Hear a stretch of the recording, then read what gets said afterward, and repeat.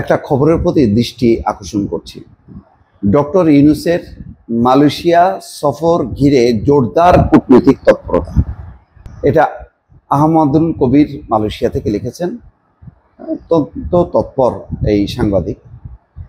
এবং গুরুত্বপূর্ণ হচ্ছে মালয়েশিয়ায় ডক্টর মোহাম্মদ ইউনূসের সফর। এই সফরকে ঘিরে ব্যাপক সম্ভাবনা, কিন্তু আমি বারবার যেটা শঙ্কা করি যে অনেক সম্ভাবনা কিন্তু আমাদের অতীতেও ছিল, কিন্তু সেই সম্ভাবনাগুলো আমরাও আবার নষ্ট করছি।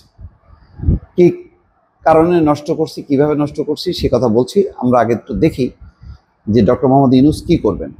আগস্টের দ্বিতীয় সপ্তাহে মালয়েশিয়া সফরে যাবেন তিনি। তার এই গুরুত্বপূর্ণ সফরকে ঘিরে বাংলাদেশ এবং মালয়েশিয়ার মধ্যে জোরদার হচ্ছে কূটনৈতিক তৎপরতা। এই প্রেক্ষাপটে বাংলাদেশের পররাষ্ট্র সচিব আসাদ আলম সিয়াম গত 24 এবং 25শে জুলাই মালয়েশিয়া সফর করেন। সফর শেষে তিনি 26শে জুলাই দেশে ফেরেন। কুয়ালালামপুরের বাংলাদেশ হাইকমিশন সূত্রে জানা গেছে, মালয়েশিয়া অবস্থানকালে পররাষ্ট্র সচিব দেশটির পররাষ্ট্র মন্ত্রণালয়ের সচিব জেনারেল আরমান মোহাম্মদ জিনের সঙ্গে কুয়ালালামপুরে এক বৈঠকে মিলিত হন।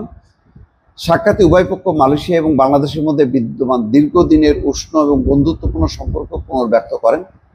তারা দ্বিপাক্ষিক সহযোগিতা, আঞ্চলিক নিরাপত্তা এবং আন্তর্জাতিক অঙ্গনে পারস্পরিক সমন্বয় জোরদার করার বিষয়ে মত বিনিময় করেন। আলোচনায় ডক্টর মোহাম্মদ ইউনূসের আসন্ন এই সফরের প্রস্তুতির নানান বিষয় উঠে আসে।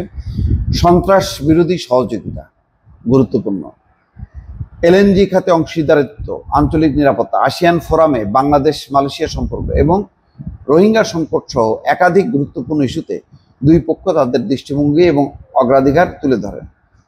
আসন্ন সফর দুই দেশের মধ্যে রাজনৈতিক, অর্থনৈতিক, নিরাপত্তা সহযোগিতায় নতুন মাত্রা যুক্ত করবে।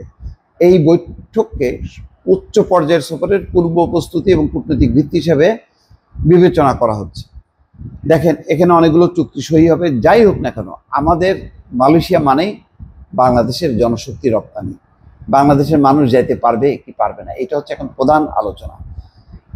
কিন্তু কয়েকটা ঘটনা আমি শঙ্কা প্রকাশ করছি। মালয়েশিয়ার বিমানবন্দরে প্রতিদিন যেসব নাগরিক দেশে ফিরে আসছেন তার মধ্যে শীর্ষে বাংলাদেশ। তারা ভিজিট ভিসা নিয়ে যাচ্ছে বা ট্যুরিস্ট ভিসা নিয়ে যাচ্ছে মালয়েশিয়ায়, কিন্তু তাদেরকে দেখে আর ট্যুরিস্ট মনে হয় না। ইমিগ্রেশনের পুলিশ তারা খুবই তৎপর, তারা বুঝতে পারে যে এরা ট্যুরিস্ট ভিসার আড়ালে তারা আসছে অবৈধভাবে মালয়েশিয়া কাজ করতে। মালয়েশিয়া কোনোভাবেই অবৈধ কর্মীদেরকে অবস্থান করতে দেবে না। পার্শ্ববর্তী তাদের মানে একই রকম চেহারা, একই রকম মানে জীবন আচার। ইন্দোনেশিয়াকে পর্যন্ত তারা সহ্য করে না, ইন্দোনেশিয়াকেও অ্যালাউ করে না, বাংলাদেশকে তো করবেই না। আর এই ঘন ঘন যে আমরা বিপুলভাবে এই ট্যুরিস্ট ভিসার অপব্যবহার করছি, এর ফলে একটা শঙ্কা আছে যে আবার নতুন করে লোক নিয়োগের ক্ষেত্রে মালয়েশিয়া রাজি হবে কিনা।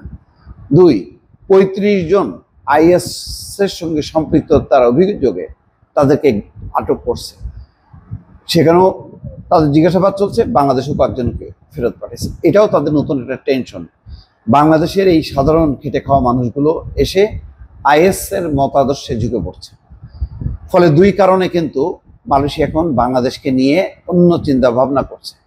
আনোয়ার ইব্রাহিমের সাথে ডক্টর মোহাম্মদ ইউনূসের গভীর সখ্যতা আছে, কোনো সন্দেহ নেই। কিন্তু আনোয়ার ইব্রাহিমও কিন্তু এখন ভালো অবস্থায় নেই। ইতিমধ্যে মানে আনোয়ার ইব্রাহিমের বিরুদ্ধে রাজপথে আন্দোলন হচ্ছে। সেই আন্দোলনে শতবর্ষী মাহাথির মোহাম্মদ পর্যন্ত যুক্ত হয়েছেন। ফলে আনোয়ার ইব্রাহিম এই পর্যায়ে বাংলাদেশ বিষয়ে এমন কোনো সিদ্ধান্ত নেবে না যাতে মালয়েশিয়ায় আবার তিনি বেকায়দায় পড়েন। ফলে এই সফর নিয়ে আমার যথেষ্ট সন্দেহ আছে যে এই সফরের মধ্য দিয়ে মালয়েশিয়ার শ্রমের বাজার, শ্রমের দুয়ারটি বাংলাদেশের জন্য উন্মুক্ত হবে কি না। দর্শক ভালো থাকবেন, আল্লাহ হাফেজ।